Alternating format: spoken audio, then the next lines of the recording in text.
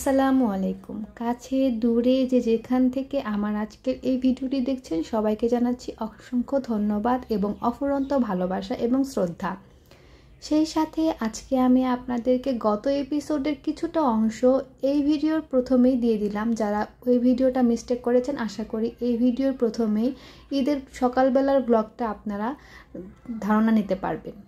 ঈদের সকালবেলা আমি শুধু সেমাই এবং সেই সাথে হাঁসের মাংস রান্না করেছিলাম আর পোলাও রান্না করেছিলাম, তো সেটাই আবার আপনাদেরকে রিপিট দেখাচ্ছি। তো সকালবেলা খাওয়া দাওয়া শেষ করে আর কোনো কাজকর্ম ছিল না আমার, আমরা দুপুরবেলা দাওয়াত খেতে গিয়েছিলাম। তো খাওয়া দাওয়া শেষ করে আমি বিছানাটা গুছাই। আমার তো ডেকোরেশন করা ছিল একদম ওই যে স্টাডি টেবিলের মাঝখানে দেখেন ওইটুকু জায়গার মধ্যে। আর এই তো বিছানা। আমি কিন্তু কুরবানির পরে হাতের নখগুলো কেটেছি, কারণ আমি ছোটোবেলা থেকে দেখে আসছি গরু জবাই করার আগে 2-3 দিন আগে থেকেই কেউ কারো হাতের নখ যদি বড় হয়ে যেত তাহলে কাটতো না। কুরবানি দেওয়ার পরেই সবাই তাদের যার যার হাতের নখগুলো কাটতো এবং চুলগুলো কাটতো, তো আমি সেটাই করলাম।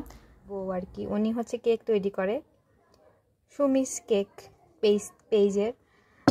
উনি কেক বানিয়ে নিয়ে আসছে আমাদের জন্য। তো আমরা যেহেতু 3 জন, এই জন্য 3টা পিস দিছি, কিন্তু আমি কাটতে নিয়ে খুলে ফেলছি মানে সাইড থেকে।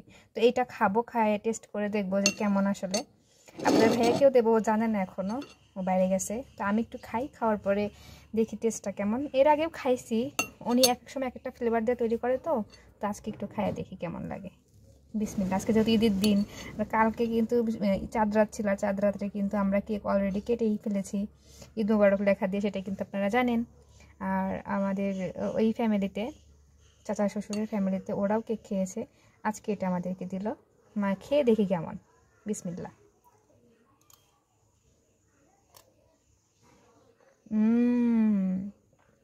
এত মজা! এই যে এটা আছে না, এই কেকের অংশটাতে একদম মুখের মধ্যে দিলে একদম মিলিয়ে যায়।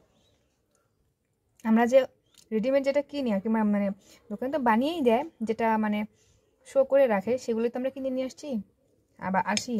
সেটা কিন্তু এতটা মানে কি বলবো, এতটা নরম আর জুসি না। সুমি ভাবি দিছে, খাও, খাইয়া রিভিউ দাও সুমি ভাবি। তুমি তো সবখানি খেয়ে ফেলাইলা খাইতে খাইতে। এটুকু আবার জন্য রেখে দিই। আম্মা এটুকু থাকুক, আমার শ্বশুর খাবে, বেচারার জন্য রেখে দিই। আসলে এত মজার কেক, খাইতেই মন চায়। আমাদেরটা আমরা খাবো নি, এটুকু আমাদের শ্বশুরের জন্য রেখে দিই। ক্রিমের অংশটা আপনাদের ভাইয়া খেয়ে ফেলছে, দেখছেন কি পচা। এই যে এটা অনেক। আপনাদের সাথে শুধুমাত্র কেক রিভিউ দিলাম, আর এতটুকু সময়ের মধ্যে দেখেন বিছানাটার কি অবস্থা। এই জন্য কিন্তু আমি আগে থেকেই বিছানা চাদর পারিনি, জানি যে বিছানার এরকম অবস্থা হবে, সারাদিন আমাকে এটাই গুছাতে হবে। এই জন্য ঈদের দিন সকালবেলায় আমি বিছানাটা গুছাইছি। বিছানা গুছানোর পরে ফ্রিজের জায়গা অল্প যেন হয়, সব কিছু যেন রাখতে পারি, এই জন্য ফ্রিজ থেকে এই কেকটা বের করে নিয়েছি এবং এই কেকটাকে পিস পিস করে কেটে আমি একটা বাটিতে রেখে তারপর ফ্রিজে রেখে দেব, তাহলে ফ্রিজের জায়গাটা একটু কম হবে।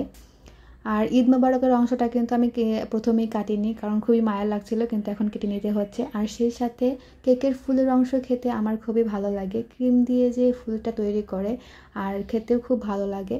এই জন্য ক্রিমের অংশ এবং কিছুটা কেক আমি আমার জন্য রেখে দিলাম, কারণ ভাবির কেকটা খাওয়ার পরে তৃপ্তি হয়নি, আর একটু মানে জিব্বা দিয়ে লালা পড়ছিল, এই জন্য আমি খাচ্ছিলাম। আর বিকালবেলা আমার একটা ভাইয়ের মেয়ে আসছিল, তো ওকে মেহেদি দিয়ে দিয়েছি। আর তার সাথে চাঁদ রাতে আমাদের যে ভাইয়াটা হেল্প করেছিল সেই ভাইয়াটাও এসেছিল, তাকে একটু সেমাই এবং কেক দিলাম খাওয়ার জন্য। সারাদিন হাপিত্তিশ করে বসেছিলাম যে কখন কোরবানির মাংসটা আমাদের বাসায় আসবে, মানে সমাজ থেকে যে মাংসটা দেয়। তো অবশেষে সমাজ থেকে মাংসটা পেয়েছি এবং সেই মাংসটাকে আমি একটু কম মশলা দিয়ে একটু কাঁচা বা সাদা টাইপ করে রান্না করব আপনাদের ভাইয়ার জন্য। ও সব সময়ই মানে একদম পুরা কুক হবে না, হালকা একটু কুক থাকবে এরকম খাবার খেতে পছন্দ করে। তো দেখলাম যেহেতু গরুর মাংস, কুরবানির মাংস, তো আমি একটু ওর জন্য একটু কাঁচা কাঁচা বা একটু সাদা টাইপ করে মাংসটা রান্না করি। অনেক জায়গায় দেখবেন যে, বা আমাদের মা চাচিরা দেখবেন মাংস রান্না করতে করতে একদম কালো কুচকুচে করে ফেলে, যেটাকে কালাভুনা বলা হয়। আবার অনেকেই আছে যে হাত দিয়ে মাংস ছিঁড়ে খেতে পছন্দ করে, যেটা আমি পছন্দ করি। আবার অনেকেই আছে যে অনেক মশলা দিয়ে গ্রাভিটা অনেক সুন্দর করে তৈরি করে মাংসটা। তো ওরকম করেও রান্না করি, কিন্তু আপনাদের ভাইয়ার জন্য শুধুমাত্র আপনাদের ভাইয়ার জন্যই আমি আজকে একদম প্রথম মাংসটাই রান্না করছি, একদম কম মশলা এবং সাদা টাইপ করে। জানি না কি হবে, এরকম ভয়ে ভয়ে ছিলাম, কিন্তু মাশাআল্লাহ ও প্রথম খেয়েই বলছে যে না, আমার মনের মতো রান্নাটা করেছ। কিন্তু এটা কিন্তু ওর জন্য একদম আনহেলদি, কারণ ওর একটু সমস্যা থাকে, কাঁচা খাবার কিন্তু ওরকমভাবে খাওয়া যায় না, কিন্তু ও কাঁচা খেতেই পছন্দ করে। যতবারই আমি বলি তোমার জন্য এটা ভালো না, তোমার একটু সেদ্ধ হোক, একটু কুক হোক, তারপর তুমি খাও, না সে কাঁচা টাইপের খাবে। সেটা ডিম হোক, মাছ হোক, মুরগি হোক, মাংস হোক, যেটাই হোক না কেন, গরুর মাংস যেটাই হোক না কেন, তার একটু কাঁচা কাঁচা খেতেই তার ভালো লাগে। যাই হোক, কি আর করা, যেহেতু আমার স্বামী, তার মন রক্ষা করার জন্য তো একটু রান্না করতেই হয়, এই জন্য রান্নাটা করছি। আর অ্যাজ ইউজুয়াল যে সব মশলা গরুর মাংসে লাগে, সব মশলা কিন্তু আমি দিয়েছি, কিন্তু পরিমাণে একটুখানি কম করে। আর শেষের দিকে আমি এই গরম মশলাটা গরুর মাংস রান্না হওয়ার পরে উপর দিয়ে একটু ছড়িয়ে দেব। আর হাড্ডির কথা আসি, হাড্ডির সাথে মাংস কোনো কিছু ছিল না, জন্য হাড্ডিগুলো আমি সব ফেলে দিয়েছি। একটা হাড্ডি শুধু ছিল, সেটা দেখতেই পাচ্ছেন এখানে। তো সেই হাড্ডিটার মধ্যে একটুখানি ক্যালসিয়াম টাইপের কিছু ছিল, ওইটা আপনাদের ভাইয়া খেতে খুবই পছন্দ করেছে।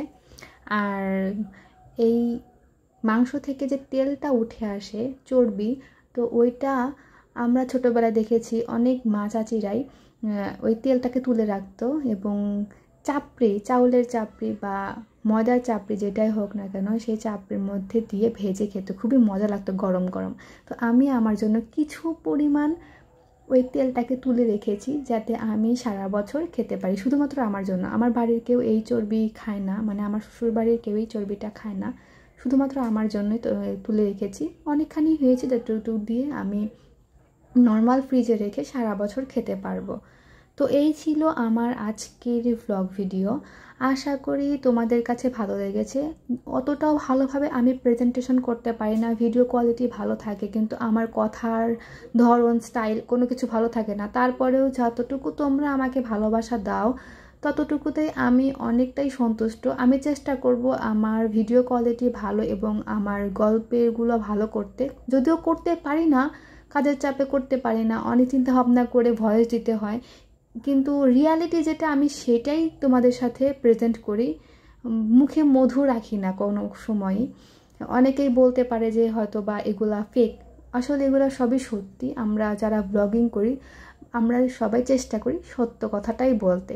তো তোমরা হয়তো বা এটা নিয়ে অনেক রাগ করতে পারো বা অনেক নেগেটিভ কমেন্ট করতে পারো, কিন্তু আমি চাই না তোমরা আমাকে নিয়ে কোনো নেগেটিভ কমেন্ট করো। আর এই দেখো, তোমাদের ভাইয়াকে আমি ওই ক্যালসিয়ামের অংশটা দিয়েছিলাম, হাড়ের ভিতর থেকে যেটা বের হয়, তো ওইটাই সে খাচ্ছে। আর মাংসটা খেয়ে সে অনেকটাই খুশি। আর এইরকম টাইপ করে আমি আর তাকে কখনোই মাংস রান্না করে দেব না, কারণ এটা ওর স্বাস্থ্যের জন্য খুবই আনহেলদি একটা খাবার। এরকম কাঁচা বা কম মশলা দিয়ে খাবার খেলে ওর এমনিতেই সমস্যা হয়, যে কোনো টাইপের কাঁচা খাবার খাক না কেন তারপরেই তার সমস্যা হয়ে যায়।